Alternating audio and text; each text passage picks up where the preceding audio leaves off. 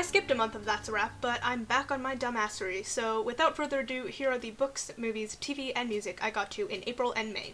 Okay, let's do it.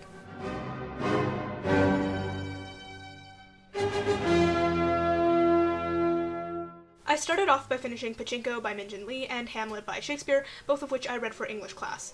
I enjoyed both of them quite a bit. I'm not going to get too into it here since I made a whole vlog about my final week of English class and finishing off these books, so that video will be linked in the iCard and the description if you want to see more of my in-depth thoughts. Just know that Pachinko is one of those books that tears your heart out, and I definitely want to revisit it in the future.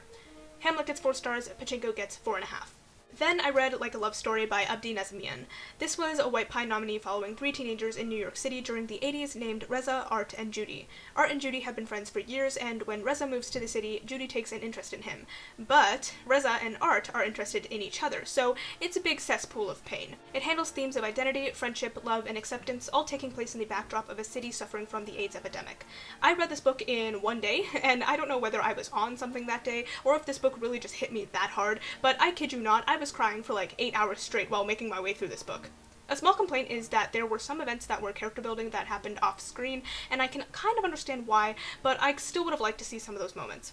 Overall, I really liked this. I think it's beautiful, wholesome, and honest. And we actually hosted the author for a virtual chat with our school, which was super cool. He seems like a great guy, and I'm definitely going to be picking up anything else he puts out.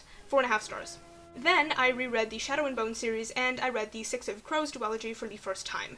Once again, I'm not going to get into it here because I made 2 separate vlogs reading them and a video about the Netflix adaptation, all of which will be linked in the description. I gave Shadow and Bone 2.5 stars, Siege and Storm 3 stars, Ruin and Rising 3 stars, Six of Crows 4.5 stars, and Crooked Kingdom 4 stars.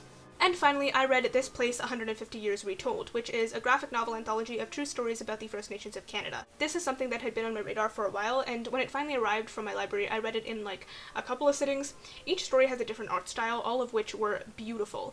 I enjoyed this well enough. I guess I just wish the stories were a little bit longer, but they're definitely good introductions into all of these topics. 3 stars. Over the Hedge is a memory I had buried in the back of my head that was recently unearthed, and I'm glad it was. Over the Hedge was one of those movies we would watch at school during the lunch hour if it was raining or just way too cold to go outside, and I forgot how genuinely fun it is. Yes, the animation is a little dated, but I honestly didn't care about that. I mean, I'm a person who's seen the original Toy Story with its scary animation way too many times to count. It's a fun movie, okay? 3 stars. I watched Hamlet for English class, and I'm gonna be honest, I wasn't paying the most attention to the movie itself because I was following along with the play, so I don't have that much to say about it. Anita is a Spanish language movie I watched for a Spanish class. Once again, I don't have too much to say, though I was paying attention for this one. I mean, I kind of have to be paying 100% attention when I'm watching something in French or Spanish, because my brain cannot comprehend anything otherwise. I liked the movie well enough. I did think it was a little meandering and unfocused, but that's all I really have to say. 3 stars. Love, Simon is cute, alright? It's derivative, done before, and formulaic, but who cares? I still had a lot of fun watching it. Yes, it made me cry, and yes, it warmed my heart, and sometimes that's all I really want. It's not the best thing in the world, but it's also not terrible. It's like right in the middle, completely average, just like me, and for that I'm giving it 3 stars. So I'm like 11 years late to Black Swan, but better late than never, right? Man, am I glad I finally watched this. This movie is a bad trip inside of a bad trip. Natalie Portman eats up this performance. She is so soft and subtle, which she balances with intensity and fervor to make essentially a nightmare of an experience. It's got some pretty haunting imagery, lesbian rights, and a masterpiece of a 3rd act. 4.5 stars. Us was finally added to Netflix, so I jumped on it immediately. Jordan Peele truly does have a way with telling horror stories. He doesn't so much scare the audience as he does unsettle us, and I honestly think that's worse. While fear can be fleeting, discomfort is persistent, which makes it a hallmark of a really effective thriller and horror, at least for me. I think he pulls it off quite well. Lupita Nyong'o is absolutely amazing, as expected. I think the lore, trademark, of Us is interesting, and I can start to see some potential underlying social commentary, but I'd probably have to watch it again and think about it harder to truly get into it, neither of which I have the time or brainpower for right now. But even without the social commentary, it's a solid horror flick. 4 stars. Speaking of being uncomfortable, I watched Nightcrawler for the first time, which reminded me why I love Jake Gyllenhaal. This just in, Jake Gyllenhaal can act. A friendly reminder to all of us who haven't seen a Jake movie in a while. Having said that, I hated him in this film. Not because he was bad, but because he was so good, I did not want to look at him. He really does command this entire movie, which is important for a movie and a character like this. The movie does quite a bit. It talks about ambition and obsession and the media. It's pretty interesting and it warrants a watch. 4 stars. Then I rewatched La La Land for the honestly, I don't even know what number rewatch this is. I guess I just watch La La Land whenever I need a comfort film, and this always gets the job done. I have nothing new to say about La La Land. Anything to be said has already been said. I love the songs, I love the colors, I love the atmosphere, I love it all. 5 stars.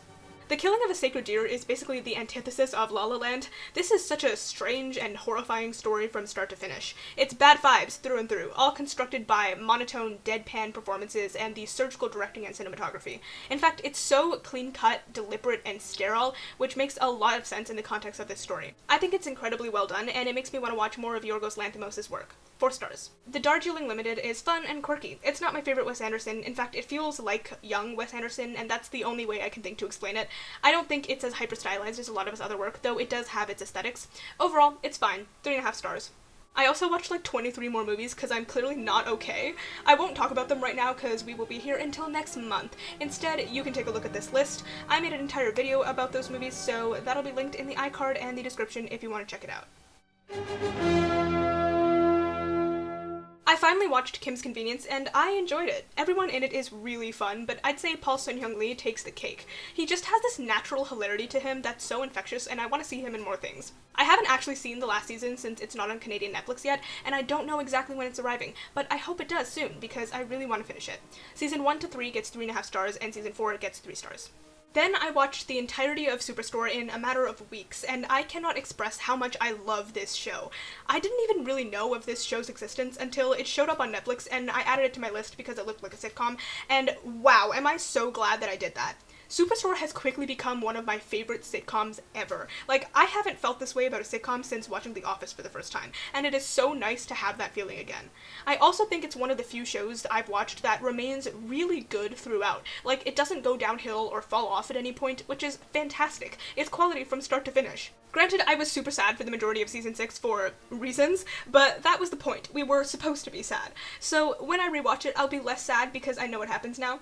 All 6 seasons are somewhere between 4 and 5 stars. Do not fight me on this, just go watch Superstore. I finished off the month with season 1 of Shadow and Bone, and I liked it. Again, I won't get into it here because I made a whole video about why it's better than the book. That'll be linked in the description. Season 1 is somewhere between 3 and 3.5 stars.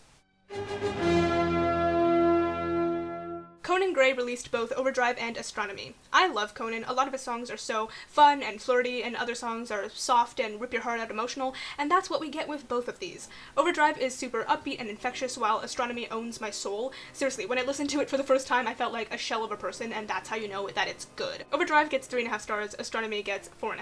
Billie Eilish released Your Power and announced her new album, which I cannot wait for. I like Your Power. I like Billie's darker, more badass sounding music, but her slower, more emotional songs like Your Power also blow me away, like almost every time I listen to them.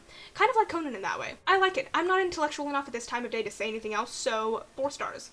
BTS released their Japanese track Film Out and their English track Butter. Let's talk about Film Out first. I like the slightly melancholic feeling this song evokes. Listening to it really does put me in a slower, more relaxed mindset, and it kind of makes me sad for no reason, which is the best feeling, obviously. That ooh la la la la la about 50 seconds in is gorgeous, and I love it a lot. 3.5 stars. So their big release this year is Butter, and I gotta say, I really like it. Like, right off the bat, I was here for it through and through. I actually like it better than Dynamite, whereas I had to sort of warm up to Dynamite. Butter had me right from the very beginning. I love the upbeat, sassy vibe it puts out. It definitely doesn't take itself too seriously, and it's just a whole lot of fun. 4 stars. Lastly, I listened to Olivia Rodrigo's album Sour because everyone and their pet peacocks were listening to it, so I had to give it a go, and let me say, this girl can make music. I think it's full of a lot of heart and emotion, and it's really genuine. It's unapologetically real, which I appreciate. Also, she's my age, so that makes me both awed by her and also self-conscious because she's out here dividing, conquering, and thriving. Good for her. My favorites from her album are Brutal, Driver's License, One Step Forward, Three Steps Back, and Jealousy, Jealousy. 3.5 stars. And there you have it. Those were the books, movies, TV, and music I got to during April and May. If you liked this video, please make sure to hit the thumbs up, comment down below some of the stuff you loved recently. If you enjoy this sort of stuff and you want to see more of it from me, please make sure to hit that subscribe button because I make new videos every Friday, or at least I try. Also, I'm on platforms, so if you want to follow me on Instagram, Twitter, Goodreads, and Letterboxd, those links will be in the description down below. As always, thank you so much for watching, and I will see you in my next video.